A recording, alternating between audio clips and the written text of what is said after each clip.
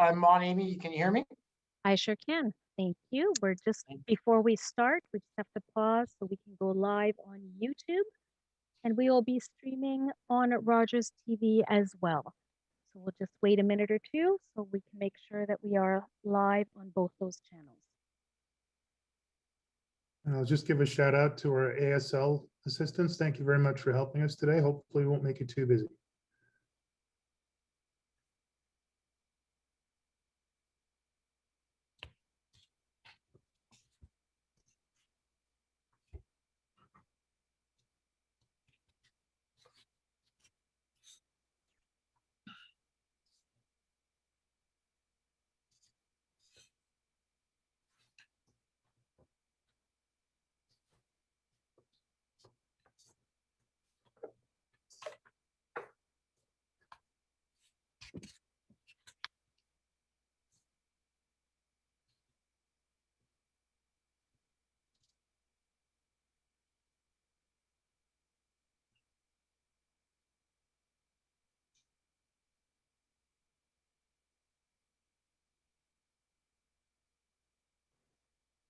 Good afternoon, everyone.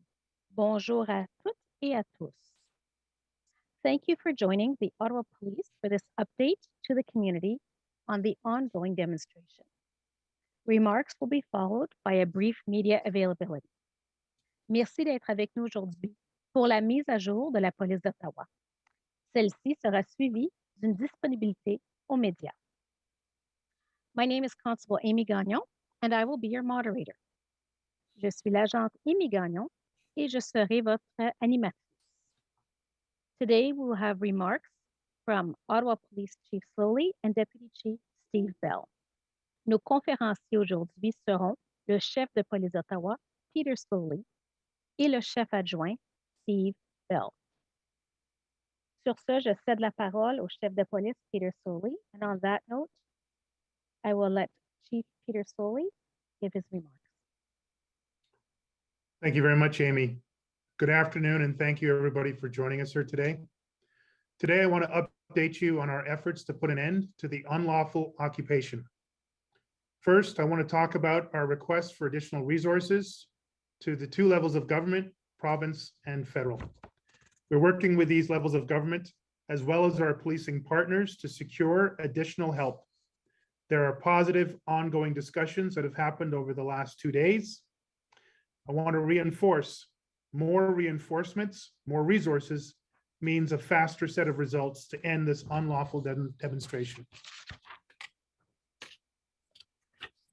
Over the last 24 hours, we've continued to do everything we have with the resources that we have to reduce the footprint of the occupation and the effects of the demonstration and the unlawful conduct around the demonstration through a combination of negotiation and enforcement.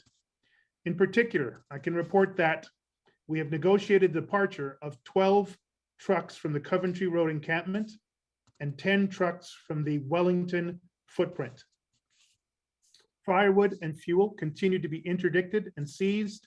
Criminal charges are being laid in relation to these activities. There have been over 1,700 tickets issued.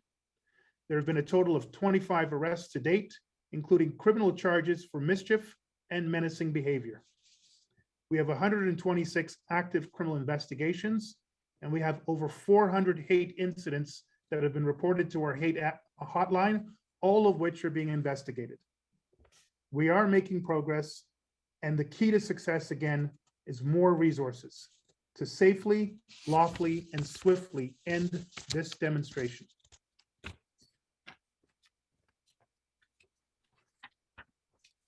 We expect that many demonstrators are considering coming to the city this weekend. Please do not come. For those of you that are planning to come here and commit offenses, don't. There will be accountability for any unlawful criminal activities that occur in this city in relation to this demonstration. The Ottawa Police Service will continue to deploy our surge, enforce, and contain strategy, hardening the downtown core and deploying all available resources. We know that the residents of Ottawa are angry. We know that you are tired. We know that you want your neighborhoods back. You have suffered, and we will ensure those responsible face the consequences. The Ottawa Police Service, our City of Ottawa partners, and our policing partners from all three levels of government are doing everything in our power to put an end to this unlawful occupation.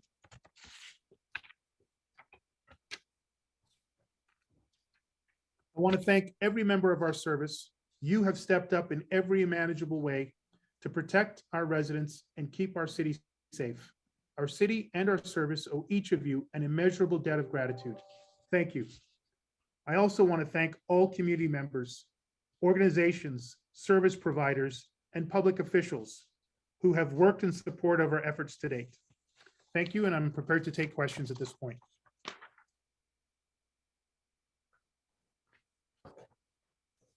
Did Deputy Chief Steve Bell have some comments before we move to questions? Or did you want to move to questions right away? No, thanks, Amy. I'm here to support the chief in answering any sort of questions. Okay, great. Thank you. So we'll proceed by alphabetical order with media outlets. We'll be beginning with our local media. Then we will be going to national media. You may ask one question each. And it's a reminder to put your microphone on mute until I invite you to ask your question. Please do not raise your hand. We do have a list that we will be following. We have 15 to 20 minutes. Alors, nous allons maintenant répondre aux questions de chaque média par ordre alphabétique. Nous commencerons avec les médias locaux. Ensuite, nous passerons aux médias nationaux. Vous allez pouvoir poser une question chaque. J'aimerais rappeler aux médias de désactiver votre micro jusqu'à ce que je vous invite à poser une question. Vous n'avez pas besoin de lever votre main. Nous avons une liste des médias présents. Nous avons environ 15 à 20 minutes. So we will begin. Nous commencerons avec Jadrino. Alors, Jadrino, ça sera à toi. Jadrino, if you have a question. Merci, Amy. Vous m'entendez bien? Mr. Sloly, you were estimating the cost per day at the beginning of the protest at roughly 800,000 per day. Are we at the same number? Is that meaning, does that mean that we're over 10 million and plus of extra costs of police services? Thank you very much for your question. It has been fluctuating between $700,000 and $800,000. As more police resources have been coming in, those costs are increasing. So your number is accurate based on the estimate that we've been given. However, again, we have still not received all of the total costs to date. That's likely going to be on the low side.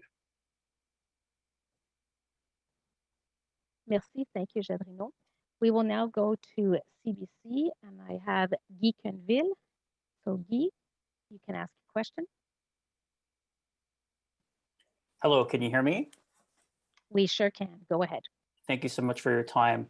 As you mentioned, Chief, citizens of Ottawa are facing the prospect of a third straight weekend of these demonstrators, which tends to be the most ramped up time of activity.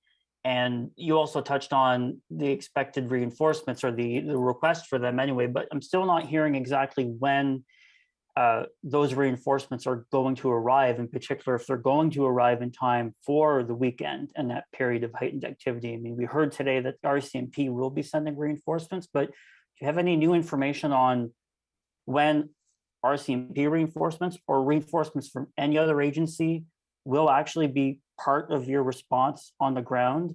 And do you hope to further reduce the footprint of the demonstration and also get rid of the supply satellite sites that are also cropping up this weekend or soon after with the help of those reinforcements, should they actually arrive this weekend?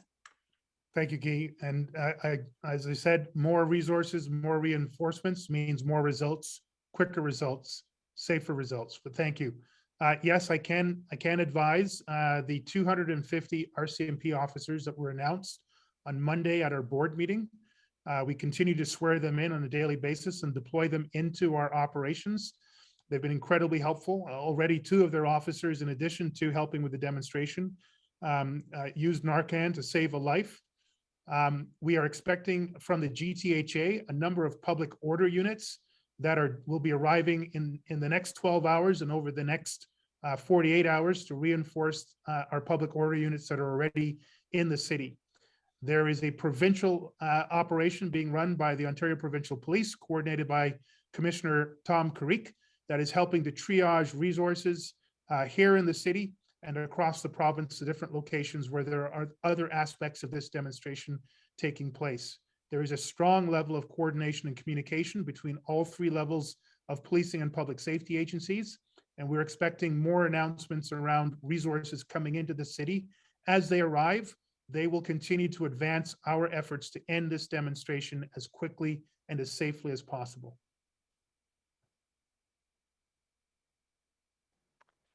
Thank you. Merci. We'll now go to City News. Alex Gouge. Alex, you'll be able to ask your question shortly.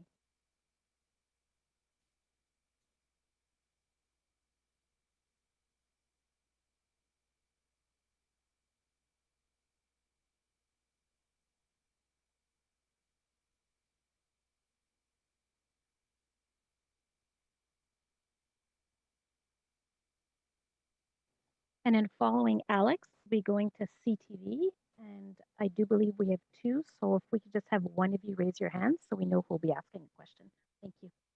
Go ahead, Alex. Hello. So I was just wondering, what's the rationale for allowing an encampment to be set up at 1500 Bronson when the overall goal is to get these demonstrators to leave the city? And thank you very much, Alex, for your question. I'm going to ask Deputy Chief Steve Bell to respond first on that. Yes, thank you very much, Chief. Thanks very much, Alex, for the question. So in the very early days, at the very outset of the Freedom Convoy that started and to come across Canada and all of our planning around that, we identified several locations within the city where we were looking to have overflow trucks park in the attempts to actually establish locations for trucks to park so that we could have people transported downtown to be engaged in what would have been considered a typical or more normal demonstration. Those areas were communicated to the convoys as they were coming across through communications with our police liaison team. And what has happened as the week has progressed, that location that you spoke of has been now taken up by some people to be used to supply and support the ongoing illegal occupation. I can tell you that that's something we've identified, and it's something we actively work on through negotiations and through enforcement efforts to stop those supply depots.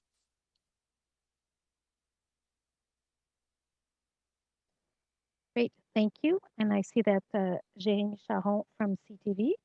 So Jérémy, you'll be able to ask your question shortly. And I see that Global News Ottawa is logged on. If you do have a question, I'm going to ask Global to raise your hand so that we know that you'll be next. Thank you. Jérémy, you may go ahead. Hi there, can you hear me?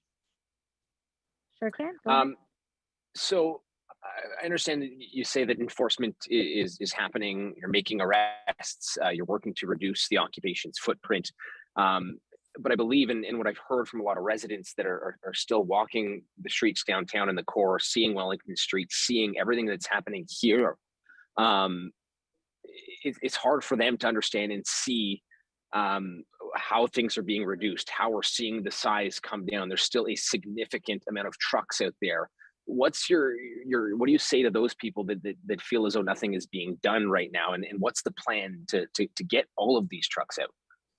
I appreciate that very much, Jeremy. And sometimes it is very difficult, particularly those who've been unlawfully victimized and traumatized for the length of time and the nature in which some of the more menacing and hateful incidents unfolded in the very first weekend. So I can completely empathize and understand that. We can, though, remember that on the Saturday when the first large portion of the demonstration occurred, there were some 3,000 plus trucks, as low as 7,000, estimate as high as 15,000 in terms of participants in the demonstration. We saw by the next weekend, the number of trucks had been down to 1,000, and the highest number I saw was 5,000, including counter demonstrations, Saturday being active, Sunday being almost no demonstrations in the core. We're not going to take any great solace in those successes of reduction. As of today, the number of trucks that are involved in the actual red zone footprints is 400. And we removed some 25 of them over the last 24 hours through negotiation. So day by day, we are removing trucks through negotiation and towing enforcement from the footprints in the red zone and around in the surrounding neighborhoods. Weekend over weekend, we are seeing significant reductions in the range of 50 to 65% of total trucks and total demonstrators. We continue to harden the city, and we continue to go after funding, fuel, and other logistics supports that are enabling the demonstration to go on. We're negotiating wherever possible, and we're enforcing wherever possible. And as we get more reinforcements, more resources, we will get more results and a safer and swifter end to this unlawful, unsafe demonstration. Thank you. And then global news, I see that you do have someone, so I'll just ask the reporter to identify themselves before they ask their question. So you may go ahead, Global. Hi there, it's Abigail Beeman with Global News. Chief Sloly, I'm looking for some more specifics on the call for more resources. There was, your call for 1,800 more bodies with that split. I heard you give the specific of 250 in terms of RCMP, but for that 1,800 number, where exactly are you at? So we're still in very constructive and very productive discussions with the RCMP, the Ontario Provincial Police, the big 12 police agencies here in Ontario. As I mentioned earlier on, OPP Commissioner Tom Carrique has established a provincial-wide resource base. It is actually working here in Ottawa out of an RCMP building. And I literally just finished a call with all three levels of public safety agencies, including all major police services here in Ontario, around the establishment of that central coordination hub, how it's supporting us here in the nation's capital, as well as the GTA, Southern Ontario, specifically Sarnia and Windsor and other locations, either currently having or expecting demonstrations, sympathetic demonstrations, or decentralized demonstrations that are occurring from this central location here in Ottawa. There are resources coming to us. I am quite certain of that. We are seeing the resources promised from the RCMP being sworn in and deployed in real time. And we have information that indicates there'll be other announcements in the next 24 to 48 hours. There are a number of public order units that are coming from the GTHA police services that will be arriving today and over the weekend here in Ottawa for immediate deployment. I say it again, the more resources, the more reinforcements, the safer and quicker we can end this unlawful and unsafe demonstration here in the city. Thank you. Merci. We're now going to go to Le Droit, Charles-Antoine Gagnon. So it'll be Charles-Antoine Gagnon with Le Droit, followed by Frédéric Pépin, Radio-Canada. Hello. Hi. Vas-y, Charles-Antoine. You say that you negotiated the removal of 12 trucks at Coventry Road and another 10 trucks left downtown core. Are we talking about the big one, the pickup trucks, first of all? And when you talk about negotiated the removal, what did you say to them for them to leave? Well, thank you very much. And yes, when I reference those vehicles that left, those are all trucks, the large trucks. The negotiations have been ongoing, literally ongoing from before the first convoys arrived in Ottawa. And in every one of those cases, we have reinforced that demonstrators arriving here need to do so peacefully, need to do so lawfully. And if they intend to do anything otherwise unlawful, they should not come. Otherwise, they will face consequences. In every one of the negotiations, we have tried to find a peaceful and lawful way for individuals or groups of individuals, including the vehicles and conveyances that they've brought here, to leave peacefully, lawfully. We have also been very clear that unlawful behavior will be met with consequences. In the cases that we talked about in the last 24 hours, we were able, through a very skilled and dedicated group of police liaison officers and expert negotiators that have been brought in from across the province, to convince people who feel that they came here, have made their points, are now suffering potentially jeopardy for any unlawful activity, to return to their homes and bring their vehicles with them. And that's what we've reported on today. That has continued from every day since we started, and it will continue to the very last day when the very last truck and demonstrator leaves here, either through negotiation or through enforcement. Merci, thank you. Now we're going to Frédéric Pepin avec Radio-Canada. Vas-y, Frédéric. Oh, hi, Chief Sloly. So yesterday you guys sent a release saying that protesters that block the streets, they could be fined, they can even face arrests. A few days prior, you guys were saying people that are bringing gas in, you could be arrested. So we still see this gas being brought in, and we still see trucks that are blocking the streets. So what's the strategy here, Chief Sloly? Thank you, Frederick. And you're absolutely right. We are not able, with the resources that we have right now, to interdict all the sources of supports that are going to the demonstrators. When we get more resources, we will be able to take out fully those supply bases. We will be able to fully interdict those people bringing in gas canisters. We'll be able to deploy enough resources to tag and tow and arrest those people who are committing bylaw offenses, provincial offenses, or federal offenses, particularly criminal code offenses. That is exactly why we made the resource request of the 1,800 resources. And that is why we're grateful for the support of the mayor and the chair for the letters that they sent to the provincial government and to the federal government. And that is why I have spent every day since this demonstration started trying to get more resources. More resources, more reinforcements means more results. A speedier, safer, more lawful end to this unlawful and unsafe demonstration. Thank you. We'll now be going to CTV National, Annie Bergeron-Olivier, followed by Globe and Mail, Christy Kirkup. So Annie, shouldn't be long. You can go ahead and ask your question. Hi, thank you very much for taking my question. There are still hundreds of trucks in the downtown core, as you mentioned, and you talked earlier this week about the inability to get tow trucks to get on side to help Ottawa Police move them. Have any of the tow truck operators, including any of those previously contracted to work with police, have they been amenable to moving trucks if asked by Ottawa Police? And if not, why? Thank you, Annie. It's a great question.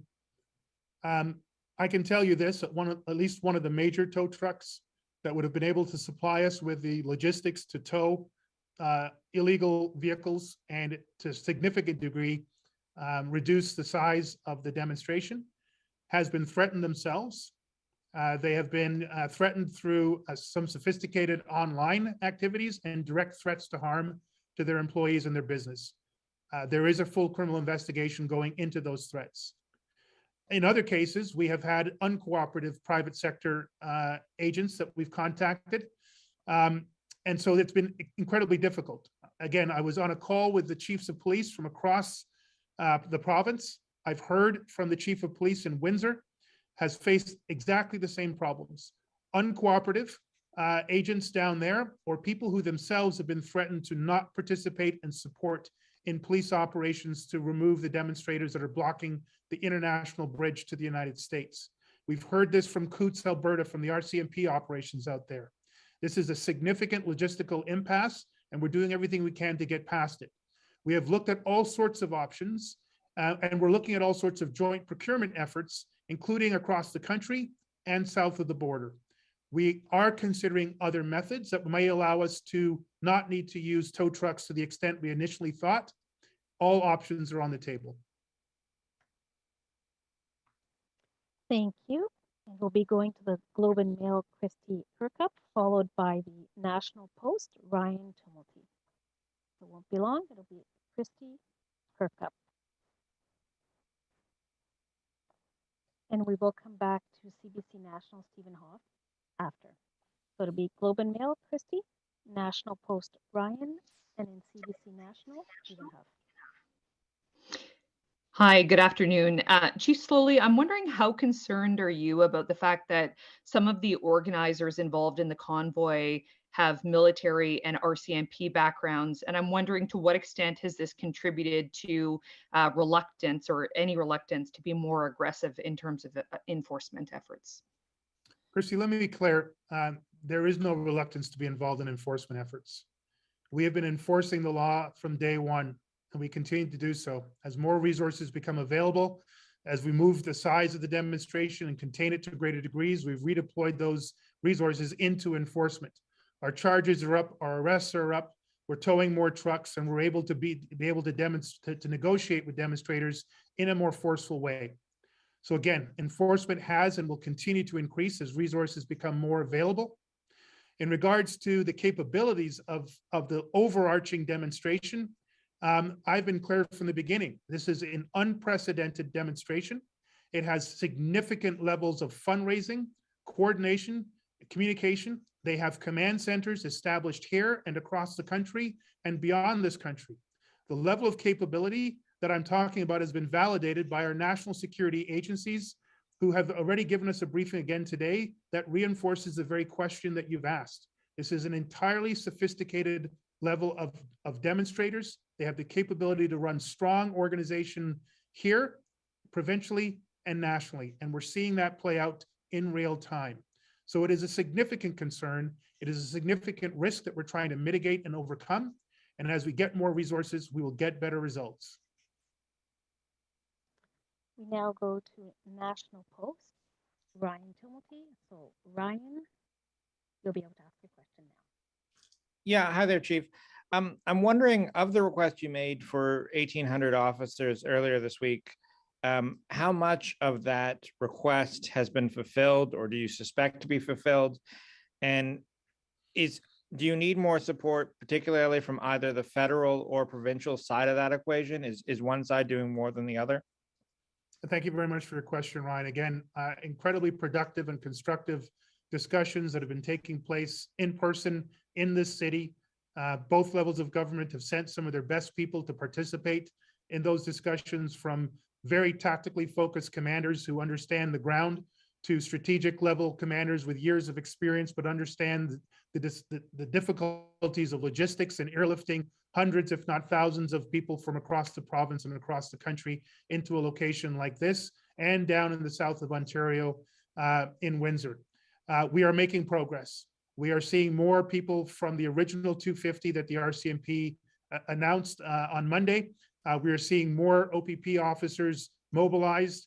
I'm expecting announcements in the next 24 to 48 hours from both levels of governments in regards to the additional resources that we requested 2 days ago. I am confident that we will get some results, but the quicker those results come, the quicker those resources come, the quicker we will get safer results to an end of the unlawful demonstration here. Thank you. And we have time for 2 more questions. We'll be going to CBC National with Stephen Hoff, followed by Canadian Press, Jim Bronskill. So those will be our last 2 questions. So Stephen, you'll be up. You can ask your 1 question. Go ahead. Hi, Chiefs. Thanks for taking my question. I'm wondering, I know Ottawa Police are working with Ottawa bylaw. Have they also been working with Ministry of Transportation officers to do inspections on the trucks? I'm also hoping you can comment on the issues 911 was having and whether you can directly relate that to convoy activity. Thank you so much. Stephen, thank you. And if I've forgotten any one of your questions, just please remind me. Let me go in reverse order, please. We are quite certain that the excessive calls that almost jammed our 911 call system last night were coming in from elements that are supporting the core demonstrations here and across the country. They were coming in from the United States, not exclusively, but significantly from United States-based addresses. We've worked hard overnight. Our dispatchers have put in contingencies to move those calls away so we can still dispatch resources to emergency calls and to support our demonstrations. Those efforts of swatting and doxing our organizations and logistics have been ongoing throughout this demonstration and have represented a major challenge to us in managing this. These are tactics that we've seen deployed in other locations across North America, and they're being employed here. Sorry, if you could just repeat your other 2 questions, please, sir.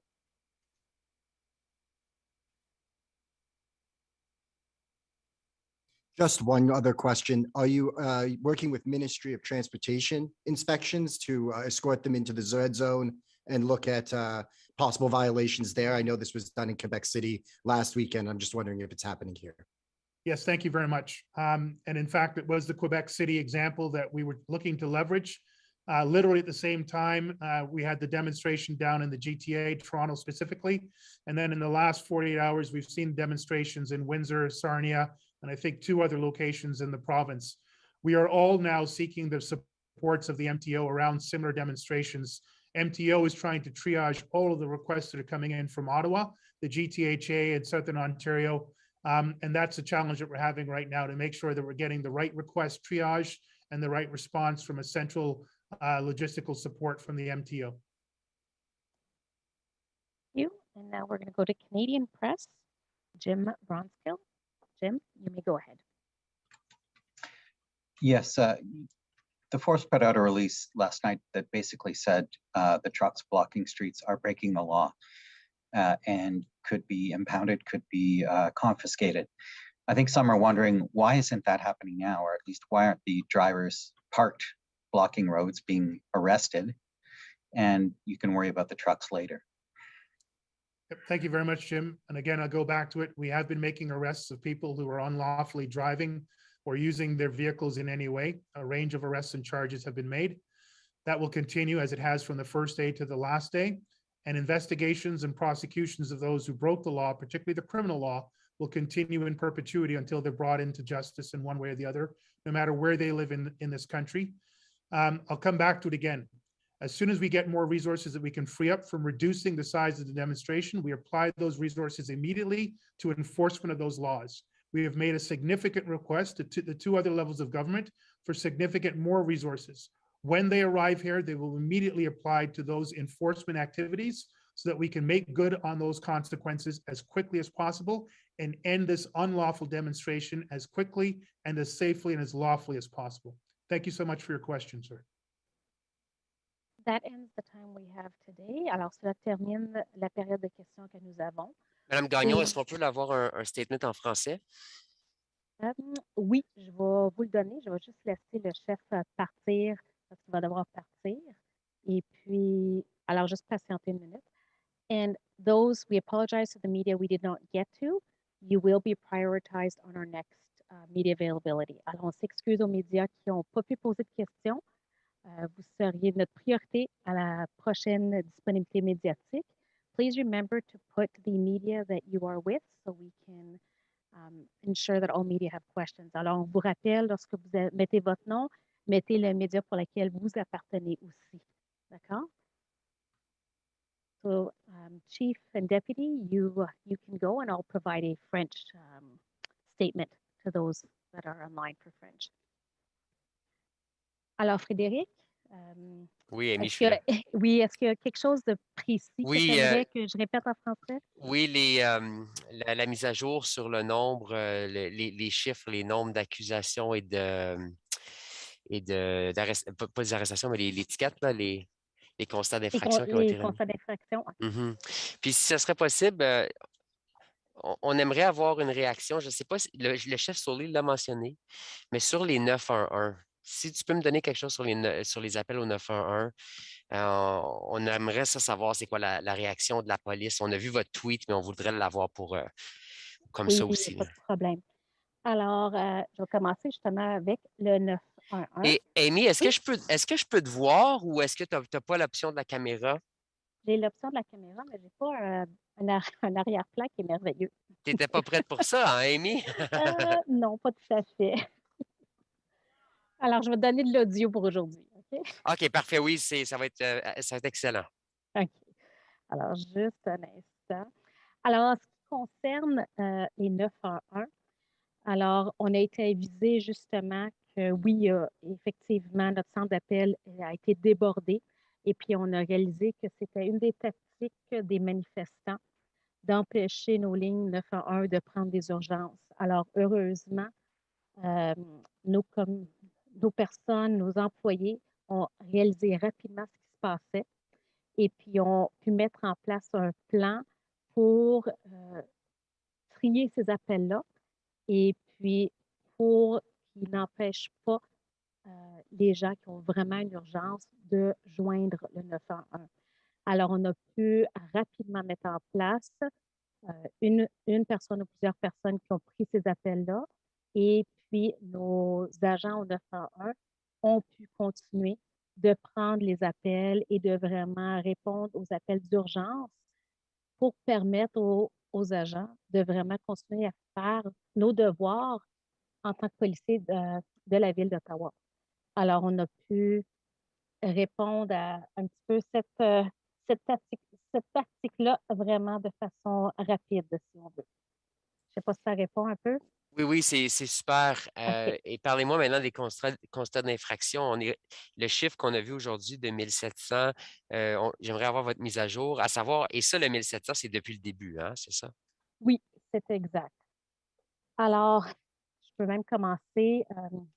Depuis le début de la manifestation, on a reçu plus de 1000 appels de services qui sont en lien avec la démo. Alors, ça va au-dessus de tous les autres appels de services dans la ville d'Ottawa. On a eu 25 personnes qui ont été arrêtées, qui font face à des chefs d'accusation criminelle. Et puis, ça, on parle de méfaits, on parle de fuite de police, on parle aussi de possession de drogue, de conduite qui est disqualifiée, de bris de probation. On parle de gens qui ont fait des menaces, mais on parle aussi de ceux qui, justement, amènent le diesel et pour essayer d'encourager les manifestants de rester. Et alors, ça, c'est les chefs d'accusation. Quand on parle de contravention, on a plus de 1500 contraventions et ça, c'est la police d'Ottawa et les services municipaux. Alors, bruit excessif, feu d'artifice, ceux qui ne respectent pas la lumière rouge, alors ceux qui passent à travers une lumière rouge, les camions qui conduisent dans une rue qui est bien marquée « aucun camion permis ». On parle aussi de ceinture, ceux qui ne portent pas leur ceinture de sécurité. On parle de véhicules qui ont conduit sur des trottoirs. On parle de ceux aussi qui conduisent avec un cellulaire à la main. On parle de silencieux qui sont inappropriés, qui n'ont pas de silencieux. Alors, il y en a plusieurs. On a aussi pour qui conduisent avec pas d'assurance, avec un permis qui est suspendu. Ce sont que quelques contraventions qui ont été émises. Il y a aussi plusieurs véhicules qui ont été saisis et remorqués. Et ça inclut aussi un véhicule qui a été volé et puis un autre véhicule qui a été abandonné au centre-ville. Ah oui, Ça t'aide? abandonné. Oui, ça m'aide beaucoup. Merci beaucoup, Amy. OK.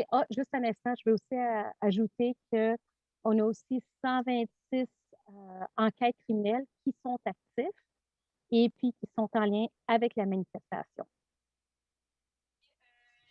126, c'est bien noté. Merci. OK? Merci, Amy. De rien, Frédéric. Au revoir.